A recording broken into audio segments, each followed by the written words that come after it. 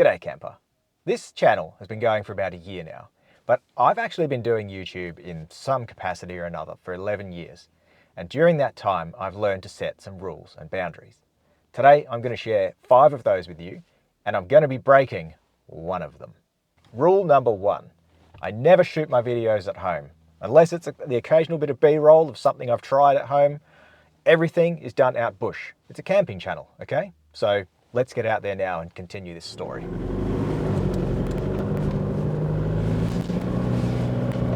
So the main reason for this video and the boundary that I'm breaking is I'm starting YouTube memberships. And I realize that might not quite be up your alley, and that's fine. I respect that. That's why I'm putting a bit of a behind the scenes look at things in this video, so you're still getting something out of it. But why did I choose to set that boundary around no memberships in the first place?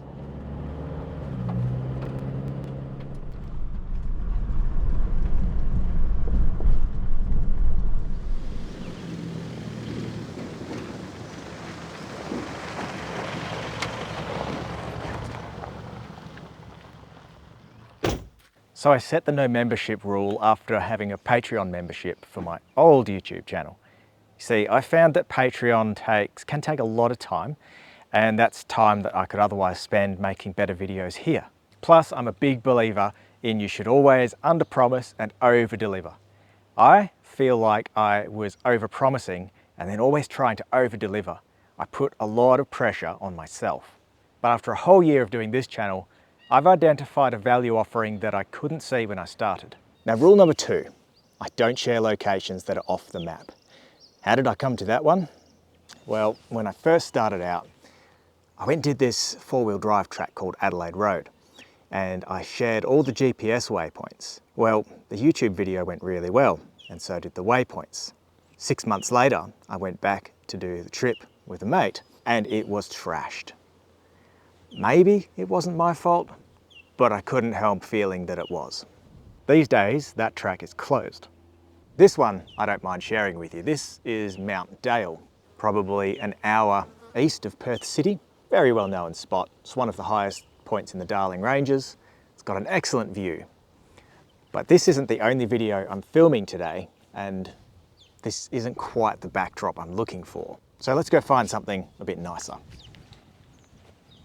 So what is it that I'm offering for your membership? What is it that I've realized I have to give? Well, you probably need to understand my mission for this channel. The mission is just to deliver good information as clearly, concisely as possible and story-driven. If it doesn't achieve that, it gets cut. Now, that means videos like my Astro camping video, the first cut was 50 minutes long. The final YouTube version, 32. My solo swag camping setup came out at about 20 minutes on YouTube. The initial cut was nearly 35. But what I'm hearing in the comments is that you might prefer something longer form and a bit more relaxed. I can deliver that with the first cut. There's some fun and interesting pieces that just don't quite make the cut for the YouTube version. And by posting it on memberships, it's not going to hurt the channel views overall.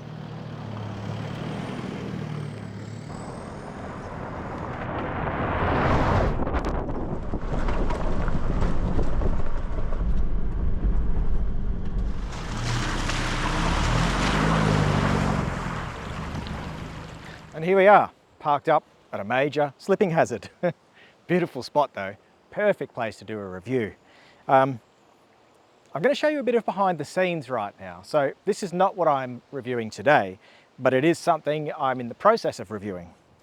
The Open Road 180-degree awning. Seems like I'm not the only one reviewing this either.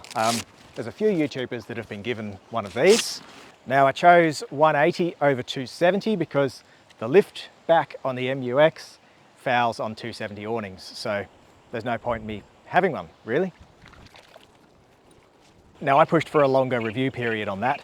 I've got 3 months to give that thing a good workout, and I'll be posting it in early December, I think.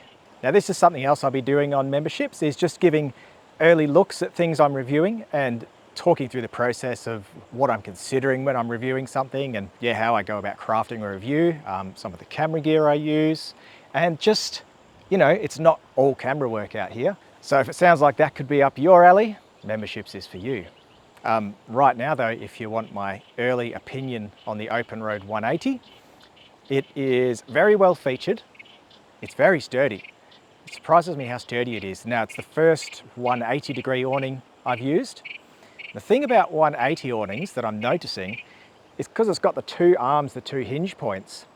In the wind, the force is distributed across two brackets, whereas if you're on a 270 awning, it's all in that back corner, so there's a lot more leverage there. I'm thinking that might be a big contributor to why it's stable, but I have not felt the need to put the poles down at all. There's a bit of a shortcoming in the straps, quite literally. The straps are a bit too short. Once we're out the end, they didn't make it back to the roof bars to pin it out, so I've just had to extend them with a bit of strap I got. Otherwise, pretty good awning. If you want to check them out, there is an affiliate link with a discount down in the description there. Otherwise, full review coming in December. So that brings me to rule number 3, I suppose. I don't review four-wheel drive gear. Now, those of you who know me from my past channel know that that channel was very much more four-wheel drive focused with a bit of a mix of camping in between. Well, this is a camping channel. That's it. I don't actually do enough four-wheel driving. I don't seek mud. I don't seek rocky hill climbs. The only four-wheel driving I do is to get to a nice camp spot. So I don't really have the capacity to test four-wheel drive gear. Now, to look a little deeper into that rule, I will test things that are attached to four-wheel drives. If they're used for camping, an awning used for camping, a draw system used for camping, camping lights used for camping, spotlights, no, used for driving, suspension used for driving, compressors used for driving. So the review I'm doing here is for a camping lantern. Well, we're done here. I kind of don't want to leave, but the next spot up there, that's pretty good too. Let's go.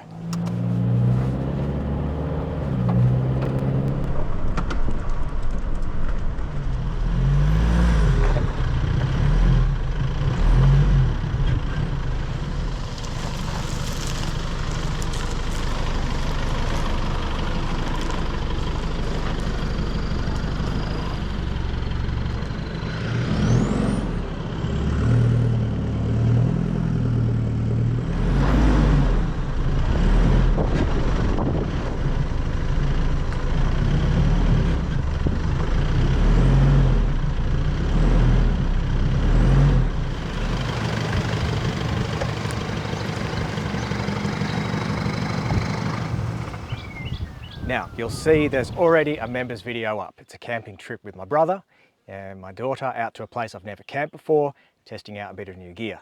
So why is it not a public video? Well, there's two reasons. One, it's very raw, there's no story or structure to it, and that's mostly because a lot of my attention was on fathering.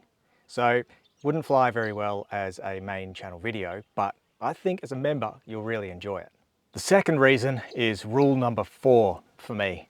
I don't put my kids on YouTube. Look, shots of them from afar, back of their heads, their hands, things they're doing, but their faces don't go on there, and I don't put their personal moments on. Why?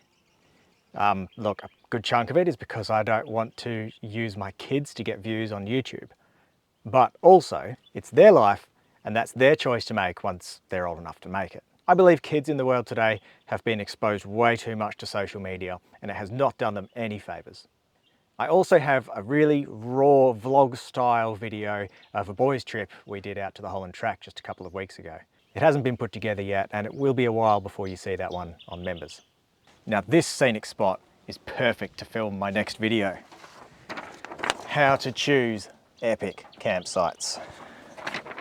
2 pages of notes. It actually took me a fair while to really sit and think about the tools and methods I use to find campsites and bring them into a format that's easy to watch and understand and easy to digest. I'll film most of it here, but there will be parts I'll have to film at home in front of a big wall map that I've got there. Well, that's 3 videos shot today. It's a Wednesday. I work contract, so my hours and days of work are very flexible. It's a Wednesday, and this comes out on Saturday, so I had better get home and edit this. I will see you in the members section.